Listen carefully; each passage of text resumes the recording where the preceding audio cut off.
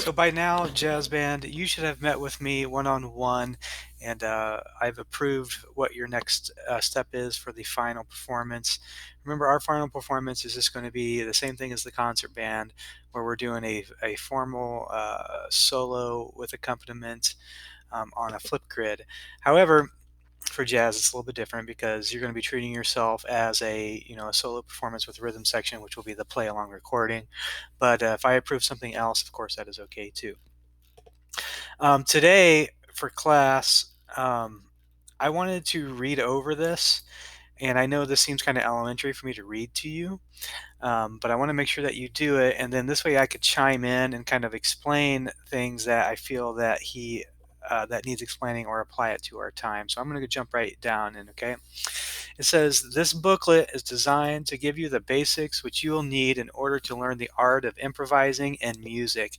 Many feel that people who improvise or play jazz are special. If they are special, it is because they have spent their time wisely learning the tools of the trade. A few of the tools are scales, chords, patterns, licks, songs, standards and originals, training the ear, listening to records of jazz greats, and any other thing which they feel will contribute to the growth of a well-rounded musician. Listening to records right there, we don't listen to records anymore. We stream music, we listen to CDs, but the idea that he's going for is that we listen to the professionals who play our instruments, okay? I feel it is good to establish a practice routine, especially for those of you who are new to learning the language of jazz. To play jazz requires discipline, and discipline is good for all of us. The language of jazz, or the jazz idiom, is in a constant state of flux. In order to be part of the jazz movement, one must accept change. Jazz has changed greatly over the past 70 years and longer now, because this thing I think was written in the 70s, over the 70 years, and is presently in transition. Each generation of jazz musicians contribute their own unique ideas, feelings, and sound to the music, and this is what creates the change. If you equip yourself well, you may be one of those people who influence others and set new trends in jazz. So, jazz is unique because it's an art form, and everybody contributes their own ideas to the art form, and the art form changes over time. Things changed in the classical world, but they pretty much have stayed the same. Like, they have a set way you learn the violin, they have a set way you learn the clarinet, and it hasn't changed for hundreds of years. The repertoire hasn't changed for hundreds of years, and it's all essentially the same. It's just the amount of information that everybody takes in on an individual level that sets people apart. Jazz is different in the way that you can implement your own ideas, your own creativity, and if you work hard enough and you stick around long enough and you ride through the thick and thin, you can have an effect on the idiom, on the whole jazz world. So that is something that is unique to jazz, how it's ever evolving compared to other types of music. Even pop music is starting to sound the same these days. If you really sit back and listen, I mean, there's similar chords, beats, and you listen to the show The Voice and American Idol, there's not a lot of variety there. So it's really great that jazz is.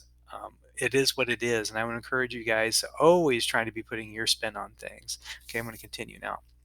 If you want to get it all together, I suggest reading each of the pages in this booklet very carefully. Mark with pen or pencils that you feel are important, so when you flip through the pages in the future, your eye will catch them. Listen, listen, listen carefully to anyone playing jazz or improvising. You can learn much from live performances as well as records. Start a record collection and listen to what has been recorded over the past 85 years. You are in for a treat. It's important to listen to the same recordings over and over again. You get to know them. You get to the point where you can sing the solos. Okay, that's really important. Repetitiveness is really important in learning too. Okay. Spend your practice time wisely. Don't play things over and over that you can already play. This is great for the ego, but does little to advance your musical progress. Be patient with yourself. Don't expect everything to come at one setting. They say that things come to us when you are ready to accept them. A healthy mental state is also responsible for progress when practicing. I say this all the time. I've told you guys before, like if you walked by a room and somebody was playing their saxophone in there and they sound amazing, that they're probably not practicing. They're just playing what they know. And that tends to be what we do. We pick up the instruments and we play stuff that we know. That is not practicing. That is just playing. That's like the fun part of practice, playing what you know, playing the stuff that you've worked hard at over time. And it's fun to play that stuff. Okay. But just remember that to practice efficiently and to get better efficiently, you need to be working on things that takes mental effort. You're working on your scales and arpeggios, and you're listening to recordings and you're transcribing. It's hard mental work, but over time it gets easier, and then it turns into all the fun stuff where you can just sit down and play all these great tunes for your family and at concerts and things like that. Okay, moving on. Gradually train your ears to really hear music and all of the components that make the final product. Read the pages on ear training carefully and institute a daily routine to improve your perception. There are also other pages that help spell out an excellent practice routine. We don't do enough ear training in band. That's all there is to it.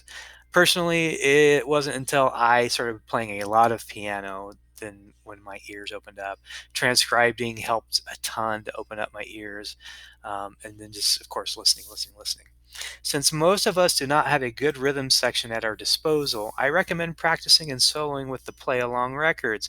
Each volume contains a book and one or two CDs. Many professionals use these recordings to warm up, keep in shape, practice new patterns or licks, or to learn new songs and improvise on the chord scale progressions. During the past 43 years, many private teachers as well as high school and college teachers have made this recordings part of their daily or weekly teaching assignments.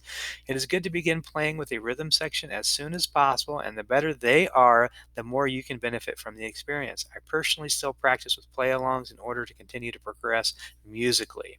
Playing jazz teaches self esteem and independence. I highly recommend our summer jazz workshops, which are offered in the U.S. each summer. Some of the finest performers and teachers of jazz appears at these workshops.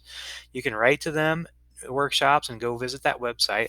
Lastly, play on the best instrument that you can afford and study with the finest teachers available. May your journey in music and jazz in particular be as enjoyable as it has been for me in putting this booklet together for you.